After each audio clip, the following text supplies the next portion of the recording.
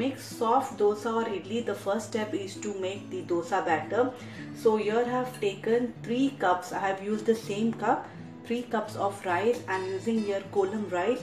You can also use idli rice or parboiled rice. 3 cups of rice, you need to add 1 full cup of urad dal.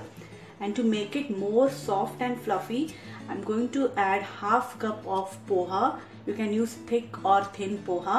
If not poha, then you can also use boiled or cooked rice. Some people prefer adding 1 tablespoon of methi seeds, but I never do that. It's your choice, it's optional. If you want, you can add 1 tablespoon of methi seeds. So I already soaked this, so that's why I'm not mixing it. This rice and urad dal, you have to soak it for 5 to 6 hours, and before that you have to wash it for 3 to 4 times until you see the clear water. And it's been 5 hours. So before blending, I'm going to soak this poha. I'm going to wash it a couple of times and then soak it. So it's been 15 minutes I soaked this poha, and now I'm going to blend this in 2 batches. So drain the excess water and put it in a blender. So in 2 or 3 batches you can make this. And I'll blend this in the second batch. Now I'm first going to blend this rice and urad dal. You have to make a paste of this. You don't have to soak the rice and urad dal separately. You can do it this way. Even this way you'll get a nice dosa batter. So I'm going to close this and start blending this by adding little water at a time. I'm going to transfer this blended batter into a big pot. Try to take a big pot so that the batter ferments. When the batter ferments, it should not spill. The excess batter should not spill. So always take a big pot to transfer the dosa batter. Now I'm going to blend one more batch. So this time I'll put poha. It's nicely soaked. And again rice.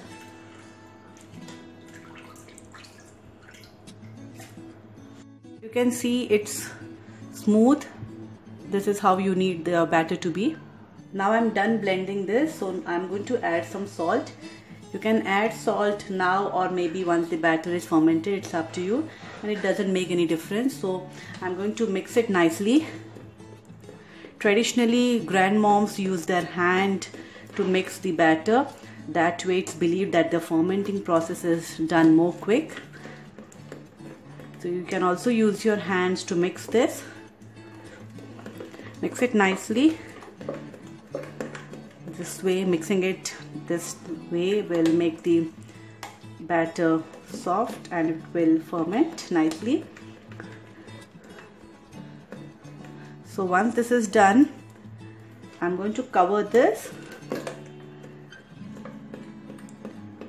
The fermentation process also depends on the weather. If you're living in any cold weather, the fermentation will take maybe 12 to 14 hours. It's more as compared to hot weather.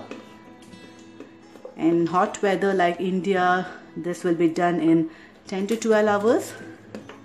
And in cold weather, you have to keep it for maybe 12 to 14 hours. Now I'm going to cover this and allow this batter to ferment for 10 to 12 hours.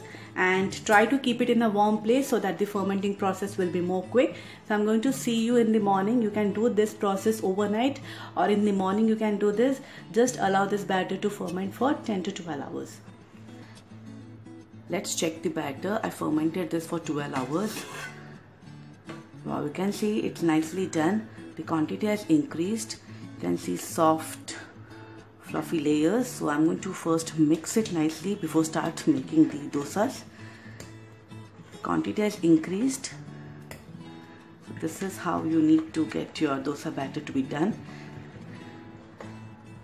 So now let's start making the soft set dosas.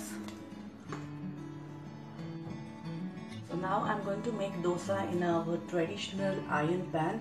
You can use non-stick pan, but I generally like to make it in a traditional iron pan. This really makes the dosa nice and soft.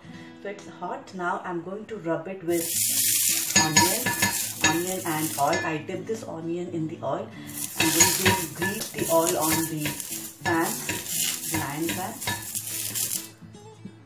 And now I'm going to nicely mix the batter one more time and pour this batter.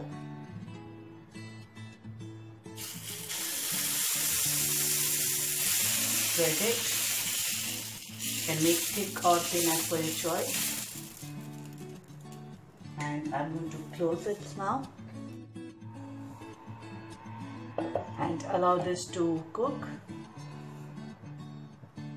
And now I'm going to open. You can see nicely done. I'm going to put some oil on top if you want, and